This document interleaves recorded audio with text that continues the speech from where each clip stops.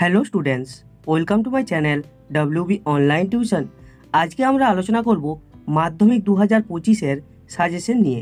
আজকে আমরা ভৌতবিজ্ঞান সাবজেক্টের 8.1 পর্যায় সারণী এবং মৌলদের ধর্মের পর্যায়বৃত্ততা এই চ্যাপ্টারের উপর সমস্ত রকমের ইম্পর্টেন্ট কোশ্চেন এবং উত্তরগুলি আলোচনা করব। এবং এই ভিডিওতে যে সমস্ত কোশ্চেনগুলি আলোচনা করা আছে সেগুলির মধ্য থেকে 100% কমন তোমাদের অবশ্যই আসবে। এবং এর পিডিএফটা তোমরা যে ডাউনলোড করতে চাও, আমাদের যে টেলিগ্রাম গ্রুপ রয়েছে WB অনলাইন টিউশন, ওখানে গিয়ে তোমরা এই পিডিএফটা ডাউনলোড করতে পারো। তো পরপর কোশ্চেন এবং অ্যান্সারগুলি আমরা দেখে নেব। সবার প্রথমে একের দাগে কী রয়েছে, সঠিক উত্তরটি নির্বাচন করো। MCQ প্রশ্নের সেট। একের দাগের একের কোশ্চেনটি কী রয়েছে, উল্লেখিত কোন মৌলের ইলেকট্রন আসক্তি শূন্য? এ এর অপশানে অক্সিজেন, বি এর অপশানে ফ্লুরিন, সি এর অপশানে নাইট্রোজেন, ডি এর অপশানে নিয়ন। তো এখানে সঠিক অ্যান্সারটি হবে ডি এর অপশানটি নিয়ন। দুইয়ের দাগের কোশ্চেনটি কী রয়েছে, উল্লেখিত কোন আয়নটির আয়নীয় ব্যাসার্ধের মান সবচেয়ে বেশি? এ এর অপশানে লিথিয়াম প্লাস, বি এর অপশানে বোরন 3+, সি এর অপশানে অক্সিজেন 2-, ডি এর অপশানে ফ্লুরিন মাইনাস।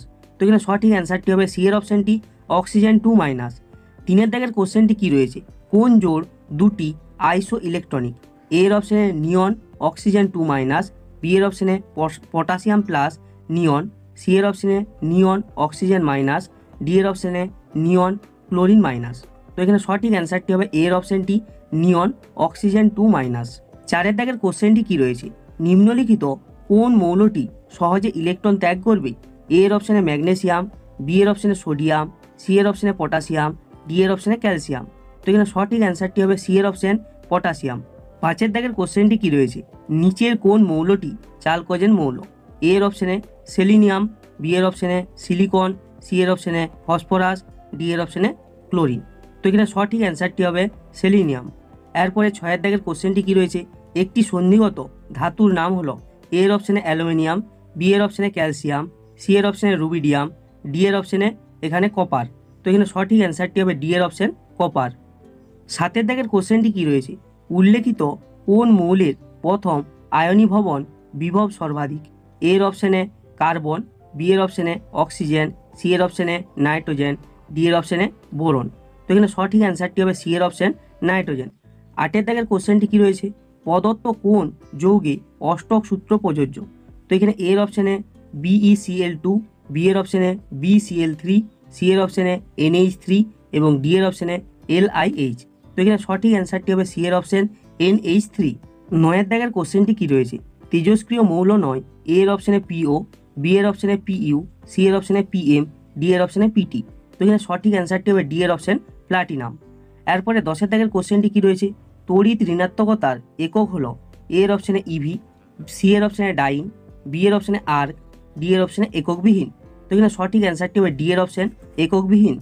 11 দাগের কোশ্চেনটি কী রয়েছে, কোনো একটি মৌল পর্যায় সারণীর তৃতীয় পর্যায় এবং 13 নম্বর শ্রেণীতে উপস্থিত। উক্ত মৌলটি নিম্নলিখিত কোন ধর্ম বা ধর্মগুলির প্রদর্শন করে? এর অপশানে তড়িৎ প্রবাহ করে, বি এর অপশানে তরল এবং ধাতব ধর্ম প্রদর্শন করে, সি এর অপশানে কঠিন এবং ধাতব প্রাকৃতিক, ডি এর অপশানে কঠিন এবং অধাতব প্রাকৃতিক। তো এখানে সঠিক অ্যান্সারটি হবে সি এর অপশান কঠিন এবং ধাতব প্রাকৃতিক। 12 দাগের কোশ্চেনটি কী রয়েছে, কোন পদার্থটির তাপ পরিবাহিতা সবচেয়ে বেশি? এর অপশানে তামা, বি এর অপশানে সোনা, সি এর অপশানে লোহা, ডি এর অপশানে হিরে। তো এখানে সঠিক অ্যান্সারটি হবে ডি এর অপশান হিরে। 13 দাগের কোশ্চেনটি কী রয়েছে, পরিবর্তনশীল যোজ্যতা কোন ধরনের মৌলের ক্ষেত্রে দেখা যায়? এর অপশানে ক্ষার ধাতু, বি এর অপশানে সন্নিগত মৌল, সি এর অপশানে হ্যালোজেন মৌল, ডি এর অপশানে নিষ্ক্রিয় গ্যাস। তো এখানে সঠিক অ্যান্সারটি হবে বি এর অপশান সন্নিগত মৌল। 14 দাগের কোশ্চেনটি কী রয়েছে, কোনটি ক্ষার ধাতু নয়? এর অপশানে সিজিয়াম, বি এর অপশানে রুবিডিয়াম, সি এর অপশানে পটাশিয়াম, ডি এর অপশানে অ্যালুমিনিয়াম। তো এখানে সঠিক অ্যান্সারটি হবে অ্যালুমিনিয়াম। 15 দাগের কোশ্চেনটি কী রয়েছে, সবচেয়ে কম তড়িৎ ধনাত্মক মৌলটি হলো? এর অপশানে ম্যাগনেসিয়াম, বি এর অপশানে সোডিয়াম, সি এর অপশানে পটাশিয়াম, ডি এর অপশানে সিজিয়াম। তো এখানে সঠিক অ্যান্সারটি আমরা দেখে নেব। তো এখানে সঠিক অ্যান্সারটি হবে ম্যাগনেসিয়াম। এরপরে 16 দাগের কোশ্চেনটি কী রয়েছে, ABCDE মৌলগুলির পরমাণু ক্রমাঙ্ক যথাক্রমে 2, 3, 7, 10 এবং 36 হলে কোন মৌলগুলি একই গ্রুপে অবস্থিত? এর অপশানে ABC, বি এর অপশানে BCD, সি এর অপশানে ADE, ডি এর অপশানে BDE। তো এখানে সঠিক অ্যান্সারটি হবে সি এর অপশান এ ডি ই। 17 দাগের কোশ্চেনটি কি রয়েছে, নিচের মৌলগুলির মধ্যে কোনটি হ্যালোজেন শ্রেণীর নয়? এর অপশানে ক্লোরিন, বি এর অপশানে আর্গন, সি এর অপশানে বিআর, ডি এর অপশানে ফ্লুরিন। তো এখানে সঠিক অ্যান্সারটি হবে বি এর অপশানে আর্গন। এরপরে 18 দাগের কোশ্চেনটি কি রয়েছে, নিচের মৌলগুলির মধ্যে কোনটি তড়িৎ ঋণাত্মকতা সর্বনিম্ন? এ এর অপশানে বোরন, বি এর অপশানে কার্বন, সি এর অপশানে ফ্লুরিন, ডি এর অপশানে বিই। তো এখানে সঠিক অ্যান্সারটি হবে ডি এর অপশানে বিই। 19 দাগের কোশ্চেনটি কি রয়েছে, একই পর্যায়ের মৌলগুলির ক্ষেত্রে পরমাণুর নিউক্লিয়াসের আধান যত বৃদ্ধি পায় আয়োনাইজেশন শক্তি তত এ এর অপশানে কমে, বি এর অপশানে একই থাকে, সি এর অপশানে বাড়ে, ডি এর অপশানে কখনো বাড়ে। তো এখানে সঠিক অ্যান্সারটি হবে সি এর অপশান বাড়ে। 20 দাগের কোশ্চেনটি কি রয়েছে, নিচের কোন জোড়াটি একই শ্রেণীভুক্ত? এ এর অপশানে সোডিয়াম ম্যাগনেসিয়াম, বি এর অপশানে বোরন কার্বন, সি এর অপশানে নাইট্রোজেন অক্সিজেন, ডি এর অপশানে অক্সিজেন সালফার। তো এখানে সঠিক অ্যান্সারটি হবে এখানে বি এর অপশান বোরন কার্বন। 21 দাগের কোশ্চেনটি কি রয়েছে, উল্লেখিত কোনটি তীব্র বিজারক দ্রব্য? এ এর অপশানে পটাশিয়াম, বি এর অপশানে হাইড্রোজেন, সি এর অপশানে লিথিয়াম, ডি এর অপশানে সোডিয়াম। তো এখানে সঠিক অ্যান্সারটি হবে এ এর অপশান পটাশিয়াম। 21 দাগের কোশ্চেনটি কি রয়েছে, কোন মৌলটির বিজারণ ক্ষমতা সবচেয়ে কম? এ এর অপশানে পটাশিয়াম, বি এর অপশানে সোডিয়াম, সি এর অপশানে লিথিয়াম, ডি এর অপশানে সিজিয়াম। তো এখানে সঠিক অ্যান্সারটি হবে সি এর অপশানে লিথিয়াম। 22 দাগের কোশ্চেনটি কি রয়েছে, দীর্ঘ পর্যায় সারণীতে নিষ্ক্রিয় মৌলগুলির অবস্থান যে শ্রেণীতে? এ এর অপশানে 18, বি এর অপশানে 14, সি এর অপশানে 15, ডি এর অপশানে 16। তো এখানে সঠিক অ্যান্সারটি হবে এ এর অপশান 18। এরপরে 23 দাগের কোশ্চেনটি কি রয়েছে, কোনটি সন্ধিগত মৌল নয়? এ এর অপশানে ফ্লুরিন, বি এর অপশানে কোবাল্ট, সি এর অপশানে ক্যালসিয়াম, ডি এর অপশানে ক্রোমিয়াম। তো এখানে সঠিক অ্যান্সারটি হবে সি এর অপশানে ক্যালসিয়াম। 24 দাগের কোশ্চেনটি কি রয়েছে, পর্যায় সারণীতে সন্ধিগত মৌলের সংখ্যা? এ এর অপশানে 38, বি এর অপশানে 14, সি এর অপশানে 28, ডি এর অপশানে 10। তো এখানে সঠিক অ্যান্সারটি হবে এ এর অপশান 38। এরপরে 25 দাগের কোশ্চেনটি কি রয়েছে, পর্যায় সারণীতে অভ্যন্তরীণ সন্ধিগত মৌলের সংখ্যা? এ এর অপশানে 30, বি এর অপশানে 14, সি এর অপশানে 28, ডি এর অপশানে 10। তো এখানে সঠিক অ্যান্সারটি আমরা দেখে নেব। তো এখানে অ্যান্সারটি হবে সি এর অপশান 28। এরপরে 26 দাগের কোশ্চেনটি কি রয়েছে, 3, 11, 19, 37 পারমাণবিক ক্রমাঙ্ক বিশিষ্ট মৌলগুলিকে বলা হয়? এ এর অপশানে ধাতু, মুদ্রা ধাতু, বি এর অপশানে নোবেল গ্যাস, সি এর অপশানে ক্ষার ধাতু, ডি এর অপশানে ক্ষারীয় মৃত্তিকা ধাতু। তো এখানে সঠিক অ্যান্সারটি হবে সি এর অপশান ক্ষার ধাতু। 27 দাগের কোশ্চেনটি কি রয়েছে, পর্যায় সারণীতে শেষ প্রাকৃতিক মৌলটি হলো? এ এর অপশানে বেরিয়াম, বি এর অপশানে রেডিয়াম, সি এর অপশানে থোরিয়াম, ডি এর অপশানে ইউরেনিয়াম। তো এখানে সঠিক অ্যান্সারটি হবে ডি এর অপশান ইউরেনিয়াম। 28 দাগের কোশ্চেনটি কি রয়েছে, একই শ্রেণী বরাবর সবচেয়ে নিচের মৌলটির? এ এর অপশানে ধাতব গুণ বেশি, বি এর অপশানে পরমাণুর ব্যাসার্ধ বেশি, সি এর অপশানে আয়নায়ন বিভব কম এবং ডি এর অপশানে সবকটি সত্য। তো এখানে সঠিক অ্যান্সারটি হবে ডি এর অপশান সবকটি সত্য। এরপরে আমরা আলোচনা করব 2-1টি শব্দে উত্তর দাও 1 নম্বরের শর্ট কোশ্চেন। আমরা এখানে যে সমস্ত কোশ্চেনগুলি আলোচনা করছি অবশ্যই এই কোশ্চেনগুলি থেকে তোমরা 100% কমন কোশ্চেন অবশ্যই পরীক্ষাতে পাবে এবং এর পিডিএফটা, এই কোশ্চেনগুলির পিডিএফ যদি ডাউনলোড করতে চাও আমাদের যে টেলিগ্রাম গ্রুপ রয়েছে ডব্লিউবি অনলাইন টিউশন, যার লিঙ্ক ডিসক্রিপশন বক্সে দেওয়া আছে, ওখানে গিয়ে তোমরা পিডিএফটা ডাউনলোড করতে পারো। তো 2 দাগের কোশ্চেন এবং অ্যান্সারগুলি আমরা এবার দেখে নেব। 2 দাগের 1-এর কোশ্চেনটি কি রয়েছে, আধুনিক দীর্ঘ পর্যায় সারণীতে কটি পর্যায় ও কটি শ্রেণী আছে? তো এখানে অ্যান্সারটি দেখো 7টি পর্যায় ও 18টি শ্রেণী আছে। 2 দাগের কোশ্চেনটি কি রয়েছে, অতি হর্ষ পর্যায়ে অবস্থিত মৌলগুলির নাম লেখো। তো এখানে অ্যান্সারটি হবে হাইড্রোজেন, হিলিয়াম। 3 দাগের কোশ্চেনটি কি রয়েছে, অতি দীর্ঘ পর্যায় কোনটি? তো এখানে অ্যান্সারটি দেখো 6ষ্ঠ পর্যায়। 4 দাগের কোশ্চেনটি কি রয়েছে, অক্সিজেন পর্যায় সারণীর কোন শ্রেণীতে অবস্থান করে? তো এখানে অ্যান্সারটি হবে 16 নম্বর। 5 দাগের কোশ্চেনটি কি রয়েছে, ক্লোরিন পর্যায় সারণীর কোন শ্রেণীতে অবস্থান করে? তো এখানে অ্যান্সারটি হবে 17 নম্বর। 6 দাগের কোশ্চেনটি কি রয়েছে, সোডিয়াম পর্যায় সারণীর কোন শ্রেণীর অন্তর্ভুক্ত? তো এখানে অ্যান্সারটি হবে 1 নম্বর। 7 দাগের কোশ্চেনটি কি রয়েছে, আধুনিক দীর্ঘ পর্যায় সারণী অনুসারে ZN এর অবস্থান কোন শ্রেণীতে? তো এখানে অ্যান্সারটি হবে 12 নম্বর শ্রেণীতে। 8 দাগের কোশ্চেনটি কি রয়েছে, পর্যায় সারণীর দ্বিতীয় পর্যায়ে অবস্থিত নিষ্ক্রিয় গ্যাসটির নাম কি? তো এখানে অ্যান্সারটি হবে নিয়ন। 9 দাগের কোশ্চেনটি কি রয়েছে, পর্যায় সারণীর পঞ্চম পর্যায়ে কটি মৌল আছে? তো এখানে অ্যান্সারটি হবে 18টি। 10 দাগের কোশ্চেনটি কি রয়েছে, পর্যায় সারণীতে বিরল মৃত্তিকা মৌলের সংখ্যা কত? তো এখানে অ্যান্সারটি হবে 17টি। এখানে এবারে 11 দাগের কোশ্চেনটি কি রয়েছে, আধুনিক পর্যায় সারণীতে সাধারণ তাপমাত্রায় কোন পর্যায়ে কঠিন, তরল ও গ্যাসীয় মৌল একসঙ্গে অবস্থিত? তো এখানে অ্যান্সারটি হবে চতুর্থ পর্যায়ে। 12 দাগের কোশ্চেনটি কি রয়েছে? এক্স, ওয়াই ও জেড মৌলগুলি পারমাণবিক সংখ্যা হলো 7, 10 এবং 11। এখানে এর দাগে যে কোশ্চেনটি রয়েছে কি রয়েছে? দীর্ঘ পর্যায় সারণীতে ওয়াই মৌলটির অবস্থান কোন শ্রেণীতে? বিয়ের দাগের কোশ্চেনটি কি রয়েছে? এক্স এর দুটি পরমাণু যুক্ত হয়ে অণু গঠন করলে সমযোজী না তড়িৎযোজী বন্ধন গঠিত হয়? তো এখানে অ্যান্সারটি হবে 18 নম্বর এবং সমযোজী বন্ধন গঠিত হয়। 13 দাগের কোশ্চেনটি কি রয়েছে? এ মৌলটির পারমাণবিক সংখ্যা 19 হলে পর্যায় সারণীতে মৌলটির অবস্থান কোন শ্রেণীতে? তো এখানে অ্যান্সারটি হবে মেন্ডেলিফের পর্যায় সারণীতে 1A এবং আধুনিক পর্যায় সারণীতে 1 নম্বর শ্রেণীতে। এরপরে 14 দাগের কোশ্চেনটি কি রয়েছে? মেন্ডেলিফের পর্যায় সারণীতে 0 শ্রেণী গ্রুপ 0 ছিল না কেন? তো এখানে অ্যান্সারটি হবে নিষ্ক্রিয় গ্যাসগুলি তখনও আবিষ্কৃত না হওয়ায়। 15 দাগের কোশ্চেনটি কি রয়েছে? দীর্ঘ পর্যায় সারণীতে দ্বিতীয় পর্যায়ে কটি মৌল আছে? তো এখানে অ্যান্সারটি হবে 8টি। এরপরে 16 দাগের কোশ্চেনটি কি রয়েছে? দীর্ঘ পর্যায় সারণীর দ্বিতীয় পর্যায়ের শেষ মৌলটির নাম কি? তো এখানে অ্যান্সারটি হবে নিয়ন। 17 দাগের কোশ্চেনটি কি রয়েছে? দীর্ঘ পর্যায় সারণীর দ্বিতীয় পর্যায়ের শেষ মৌলটি কোন গ্রুপে অবস্থিত? তো এখানে অ্যান্সারটি হবে 18 নম্বর গ্রুপে। 18 দাগের কোশ্চেনটি কি রয়েছে? কোনো একটি মৌল এক্স এর পরমাণু ক্রমাঙ্ক 16 আধুনিক পর্যায় সারণীতে মৌলটি কোন পর্যায় ও কোন শ্রেণীতে অবস্থিত? তো এখানে অ্যান্সারটি হবে তৃতীয় পর্যায় ও 16 নম্বর শ্রেণীতে অবস্থিত। 19 দাগের কোশ্চেনটি কি রয়েছে? আধুনিক পর্যায় সারণীতে এর অবস্থান কি? তো এখানে অ্যান্সারটি হবে তৃতীয় পর্যায় 13 নম্বর শ্রেণী। এরপরে 20 দাগের কোশ্চেনটি কি রয়েছে? দীর্ঘ পর্যায় সারণীর প্রথম পর্যায়ে অবস্থিত নিষ্ক্রিয় গ্যাসটির নাম লেখো। তো এখানে অ্যান্সারটি হবে হিলিয়াম। 21 দাগের কোশ্চেনটি কি রয়েছে? দীর্ঘ পর্যায় সারণীতে কটি শ্রেণী আছে? তো এখানে অ্যান্সারটি আমরা দেখে নেব। তো এখানে অ্যান্সারটি হবে 18টি। এরপরে 22 দাগের কোশ্চেনটি কি রয়েছে? কোনো মৌলের পরমাণুতে 17টি ইলেকট্রন ও 18টি নিউট্রন আছে। কোন কণাটির সংখ্যা দ্বারা মেন্ডেলিফের পর্যায় সারণীতে মৌলটির অবস্থান নির্ণয় করা যাবে না? তো এখানে অ্যান্সারটি হবে নিউটন সংখ্যা। 23 দাগের কোশ্চেনটি কি রয়েছে? মেন্ডেলিফের পর্যায় সারণীতে ক্ষার ধাতুগুলি কোন গ্রুপে অবস্থিত? তো এখানে অ্যান্সারটি হবে 1A নম্বর গ্রুপে। 24 দাগের কোশ্চেনটি কি রয়েছে? ধরো দুটি মৌলের চিহ্ন এ ও বি, এদের পারমাণবিক সংখ্যা 17, এটা ও হবে, এটা 17 ও 20। এখানে কোশ্চেনটি কি রয়েছে? মেন্ডেলিফের পর্যায় সারণীতে এ ও বি এর অবস্থান নির্দেশ করো। তো এখানে অ্যান্সারটি দেখো, এর অবস্থান এখানে 7A শ্রেণীতে, বি এর অবস্থান 2A শ্রেণীতে।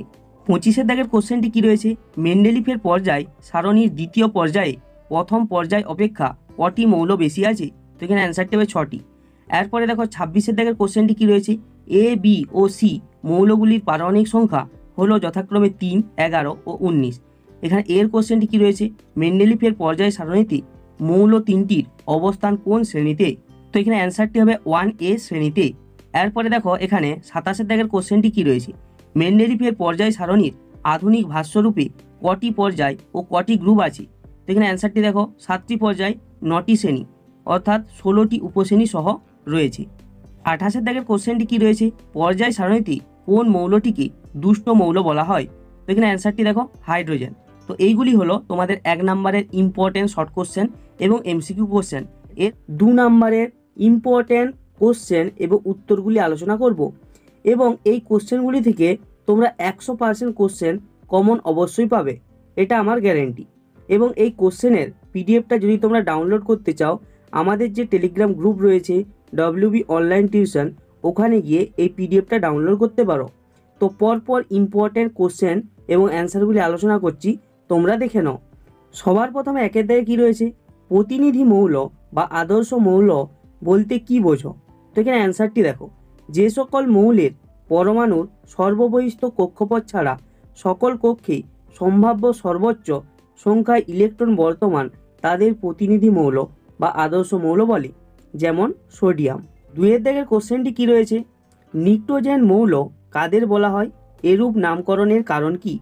তো এখানে অ্যান্সারটি দেখো, দীর্ঘ পর্যায় সারণীর 15 নম্বর শ্রেণীর নাইট্রোজেন, ফসফরাস, আর্সেনিক, অ্যান্টিমনি ও বিসমাথ, এই 5টি মৌলকে নিক্টোজেন মৌল বলা হয়। নিক্টোজেন শব্দের অর্থ শ্বাসরোধকারী। নাইট্রোজেন গ্যাস শ্বাসরোধক হওয়ায় এই শ্রেণীর অন্তর্গত মৌলগুলিকে এরূপ নাম দেওয়া হয়েছে? 3 দাগের কোশ্চেনটি কি রয়েছে? বিরল মৃত্তিকা মৌল কাকে বলে? এরূপ নামকরণের কারণ কি? তো এখানে অ্যান্সারটি দেখো, পর্যায় সারণীতে ষষ্ঠ পর্যায়ে ল্যান্থানামের পর 14টি মৌল অর্থাৎ সিরিয়াম থেকে লুটোসিয়াম Lu পর্যন্ত মৌলগুলির ভৌত ও রাসায়নিক ধর্মে সাদৃশ্য লক্ষ্য করা যায়। এই 14টি মৌলকে বলা হয় বিরল মৃত্তিকা মৌল। পূর্বে ধারণা ছিল যে এই মৌলগুলি খুব কম পরিমাণে প্রকৃতিতে রয়েছে, তাই এরূপ নামকরণ করা হয়েছে। 4 দাগের কোশ্চেনটি কি রয়েছে? সন্ধিগত মৌলের কয়েকটি বৈশিষ্ট্য লেখো। তো এখানে অ্যান্সারটি দেখো, সন্ধিগত মৌলের বৈশিষ্ট্য 1 নম্বরে কি? বেশিরভাগ সন্ধিগত মৌল বিভিন্ন প্রক্রিয়ায় অনুঘটক রূপে কাজ করে। 2 নম্বর, প্রতিটি সন্ধিগত মৌল উচ্চ গলনাঙ্ক ও ফুটনাঙ্ক বিশিষ্ট। 3 দাগে কি রয়েছে? প্রতিটি সন্ধিগত মৌলই ধাতু। 5 দাগের কোশ্চেনটি কি রয়েছে? তড়িৎ ঋণাত্মকতা সংক্রান্ত পাউলিংয়ের সংজ্ঞা লেখো।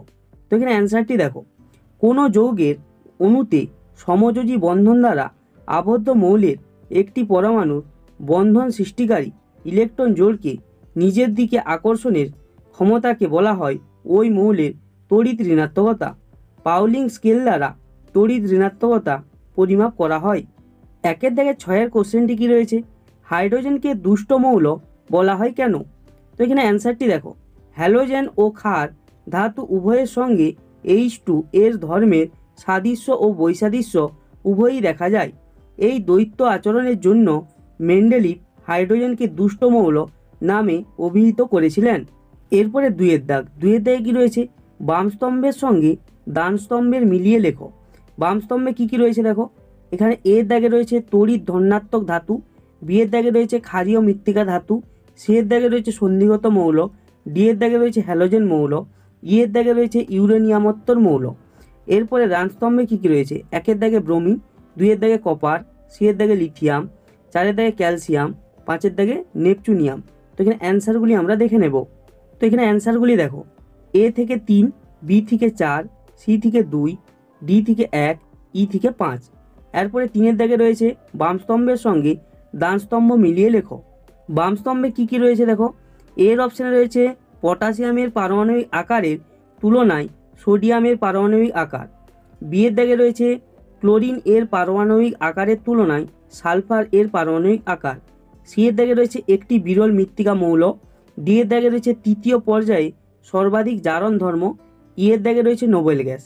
ডান স্তম্ভে কী কী রয়েছে? সোডিয়াম, এখানে রয়েছে সিই 2 এর দাগে, 3 এর দাগে রয়েছে নিয়ন, 4 এর দাগে রয়েছে বোরো, 5 এর দাগে রয়েছে ছোট। তো অ্যান্সারগুলি আমরা দেখে নেব। তো এখানে অ্যান্সারগুলি দেখো, এ থেকে 5, বি থেকে 4, সি থেকে 2, ডি থেকে 1, ই থেকে 3। এরপরে 4 এর দাগে কী রয়েছে? বাম স্তম্ভের সঙ্গে ডান স্তম্ভ মিলিয়ে লেখো। তো বাম স্তম্ভে কী কী রয়েছে দেখো, এর অপশানে একটি তরল অধাতু, বি এর অপশানে তৃতীয় পর্যায়ের প্রথম মৌল, সি এর এখানে অপশানে রয়েছে তেজস্ক্রিয় ক্ষার ধাতু, ডি এর দাগে রয়েছে ষষ্ঠ পর্যায়ের মৌল সংখ্যা, ই এর দাগে রয়েছে একাধিক যোজ্যতা প্রদর্শন করে। ডান স্তম্ভে রয়েছে 1 এর দাগে কপার, 2 এর দাগে ব্রোমিন, 3 এর দাগে 32, 4 এর দাগে ফ্রান্সিয়াম, 5 এর দাগে সোডিয়াম। তো এখানে অ্যান্সারগুলি দেখো, এ থেকে 2, বি থেকে 5, সি থেকে 4, ডি থেকে 3, ই থেকে 1। তো এইগুলি হলো 2 নম্বরের ইম্পর্টেন্ট সাজেশন কোশ্চেন। সমস্ত রকমের 3 নম্বরের ইম্পর্টেন্ট কোশ্চেন এবং উত্তরগুলি আলোচনা করব, এবং এই কোশ্চেনগুলি থেকে তোমাদের পরীক্ষায় অবশ্যই কোশ্চেন আসবে, এটা আমার 100% গ্যারেন্টি। এই পিডিএফটা ডাউনলোড করার জন্য আমাদের যে টেলিগ্রাম গ্রুপ রয়েছে ডব্লিউবি অনলাইন টিউশন, যার লিঙ্ক ডিসক্রিপশন বক্সে দেওয়া আছে, বা তোমরা সার্চ করে ওখানে গিয়ে ডাউনলোড করতে পারো। তো আর বেশি কথা না বলে পরপর কোশ্চেন এবং উত্তরগুলো আমরা দেখে নেব। 1 এর দাগের কোশ্চেনটি কী রয়েছে? Chlorine, sodium, magnesium, calcium, sulphur, fluorine, এদের মধ্যে 1 নম্বর কোশ্চেন কী রয়েছে? কোন ধাতব মৌলগুলি মেন্ডেলিফের পর্যায় সারণীর 2য় শ্রেণীতে অবস্থিত? 2 নম্বর কোশ্চেন কী রয়েছে? কোন অধাতব মৌলগুলি মেন্ডেলিফের পর্যায় সারণীর 3য় পর্যায়ে অবস্থিত? তো এখানে অ্যান্সারটি দেখো, প্রথম কোশ্চেনের অ্যান্সারটি কী আছে দেখো, ম্যাগনেসিয়াম, ক্যালসিয়াম এই ধাতব মৌল দুটি মেন্ডেলিফের পর্যায় সারণীর 2য় শ্রেণীতে অবস্থিত।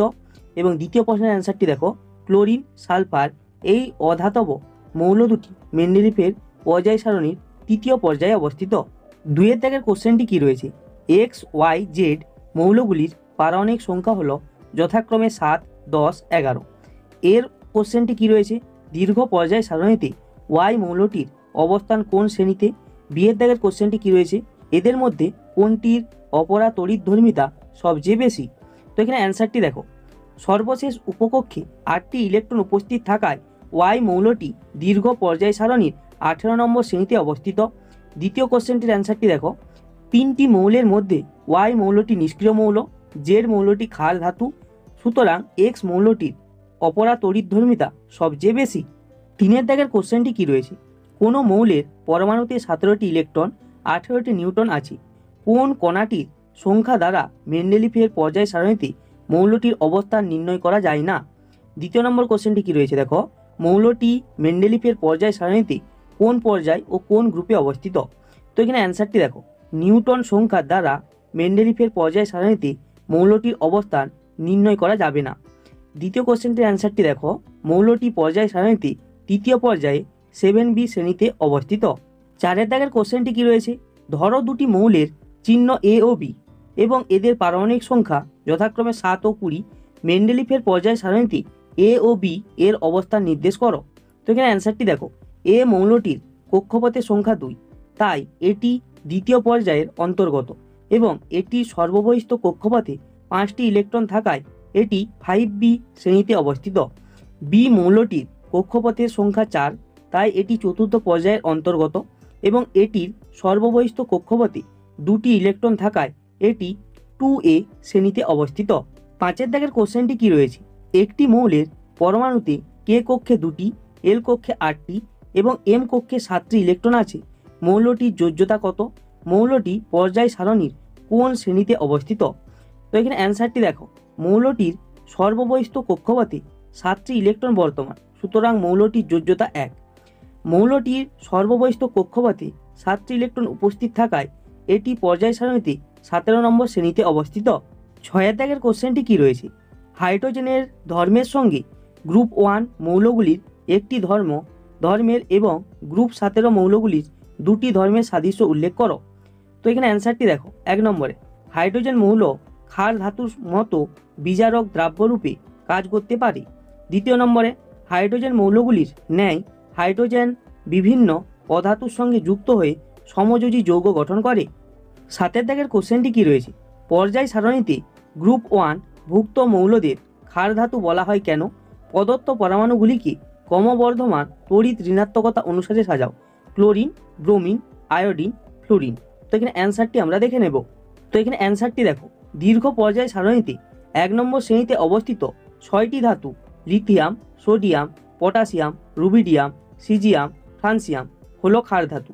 এই ধাতুগুলি সাধারণ উষ্ণতায় জলের সঙ্গে বিক্রিয়া করে তীব্র ক্ষারধর্মী হাইড্রোক্সাইড যৌগ উৎপন্ন করে বলে এদের ক্ষার ধাতু বলা হয়।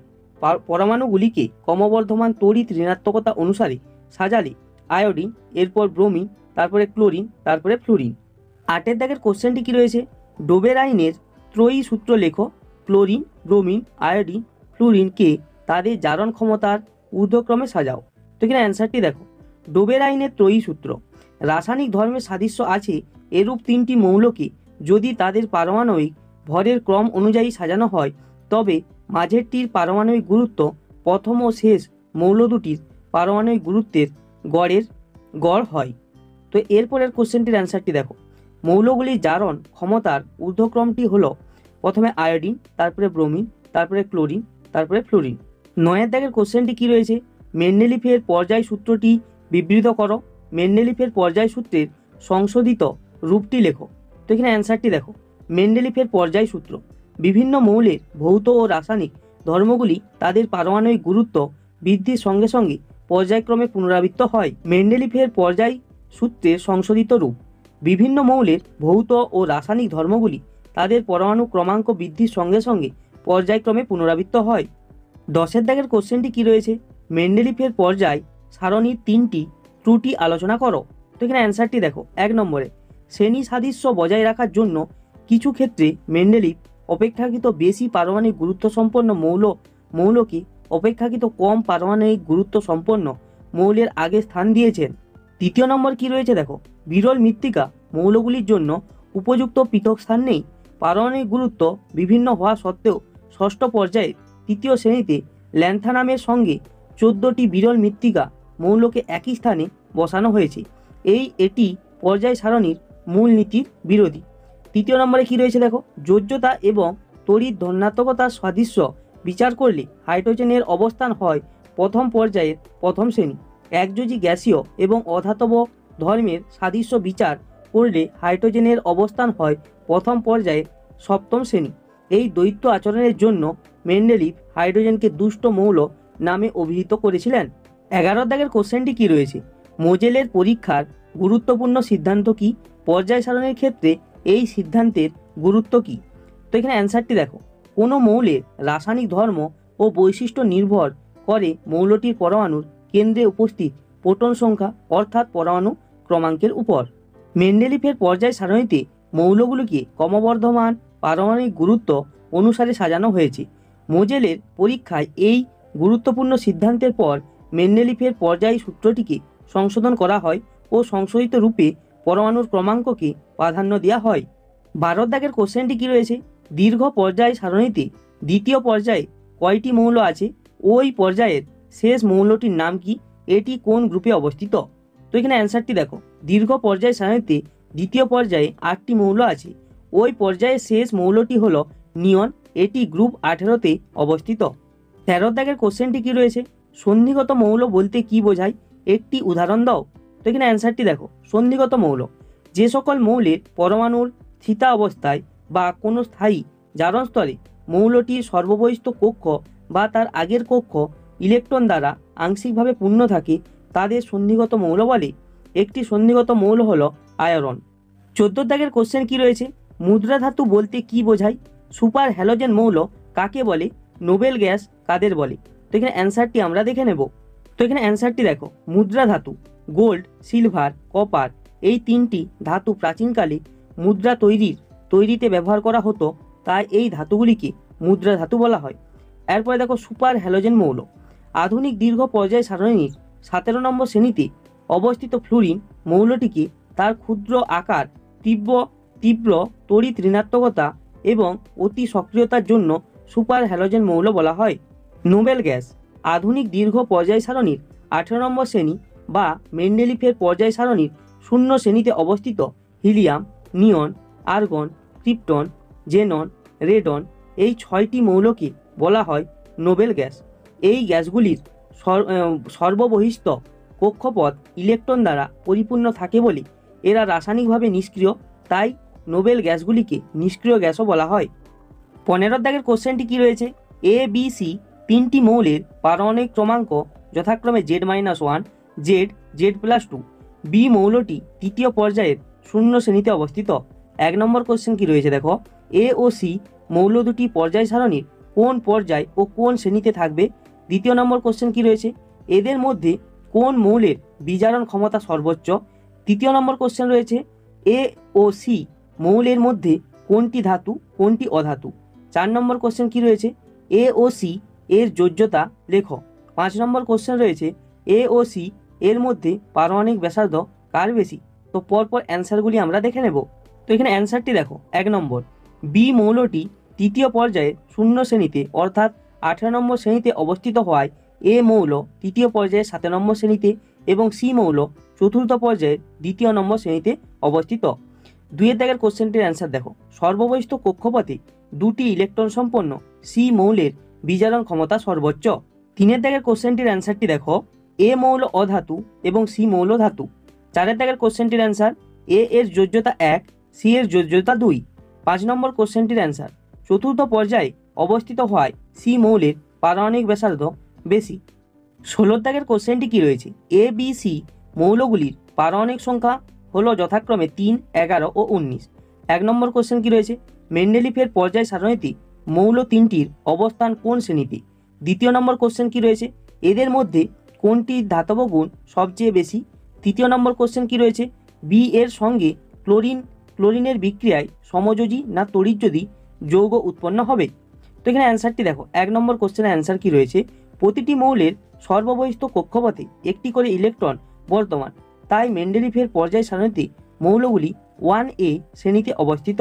2 দাগের কোশ্চেনটির অ্যান্সারটি কি রয়েছে, পর্যায় সারণীতে একই শ্রেণীতে অবস্থিত মৌলগুলির ক্ষেত্রে উপর থেকে নিচে অগ্রসর হলে মৌলের ধাতব ধর্ম বৃদ্ধি পায়, তাই এক্ষেত্রে সি মৌলটির ধাতব গুণ সবচেয়ে বেশি।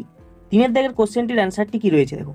বি এর সর্ববহিস্থ কক্ষে একটি ইলেকট্রন থাকায় সেটি ত্যাগ করে বি ধনাত্মক আয়নে পরিণত হয়ে স্থায়িত্ব লাভে সক্ষম। ক্লোরিন তড়িৎ ঋণাত্মক মৌল হওয়ায় বি এর সঙ্গে বিক্রিয়ায় তড়িৎযোজী যৌগ উৎপন্ন করবে। 17 দাগের কোশ্চেনটি কি রয়েছে, মৌলের তড়িৎ ঋণাত্মকতা বলতে কি বোঝায়?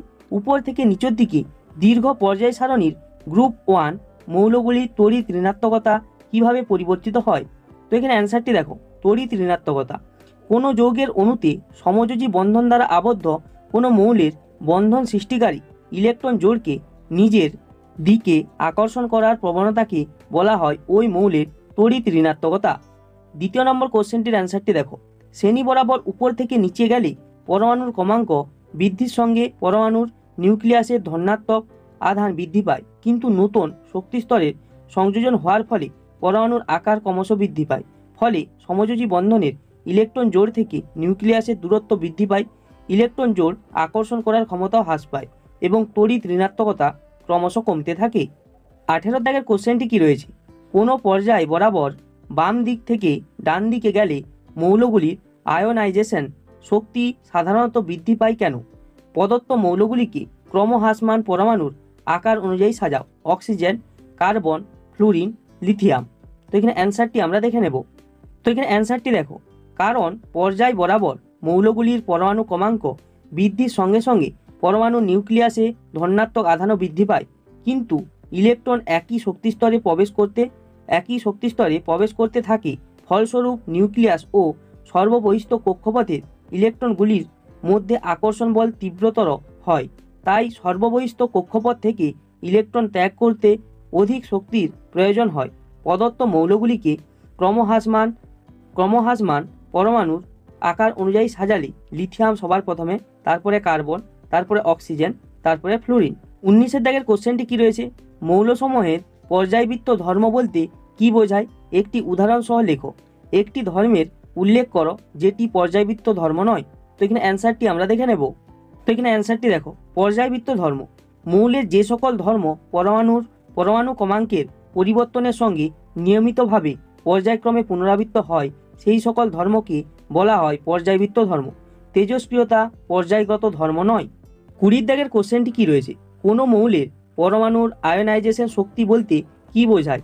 লিথিয়াম, রুবিডিয়াম, পটাশিয়াম, সোডিয়াম কে আয়োনাইজেশন শক্তির ঊর্ধ্বক্রমে সাজাও। তো এখানে অ্যান্সারটি দেখো, আয়োনাইজেশন শক্তি সর্বনিম্ন শক্তিস্তরে থাকা কোনো মৌলের একটি বিচ্ছিন্ন গ্যাসীয় পরমাণুর সর্ববহিস্থ কক্ষের সর্বাপেক্ষা শিথিলভাবে আবদ্ধ ইলেকট্রনটিকে নিউক্লিয়াসের আকর্ষণ থেকে সম্পূর্ণরূপে মুক্ত করে ও ধনাত্মক আধান বিশিষ্ট ক্যাটায়নে পরিণত করতে প্রয়োজনীয় ন্যূনতম শক্তি হল আয়োনাইজেশন শক্তি। আয়োনাইজেশন শক্তির ঊর্ধ্বক্রমটি হলো রুবিডিয়াম, তারপরে পটাশিয়াম, তারপরে সোডিয়াম, তারপরে লিথিয়াম। তো এইগুলি হলো এখানের 3 নাম্বারের লং কোশ্চেনের সাজেশন। আশা করি ভিডিওটি তোমাদের ভালো লেগেছে এবং আমি 100% গ্যারেন্টি দিয়ে বলছি এই কোশ্চেনগুলি থেকে তোমরা লং কোশ্চেন পাবে এবং আগের 1 নাম্বার এবং 2 নাম্বারের যে সাজেশনগুলো দেওয়া আছে ওই ভিডিওটি তোমরা দেখে নাও, তাহলে তোমাদের কমপ্লিট এই চ্যাপ্টারটি খুব ভালো করে হয়ে যাবে। তো আজকের ভিডিও এইটুকুই, দেখা হবে পরের কোনো নেক্সট ভিডিওতে।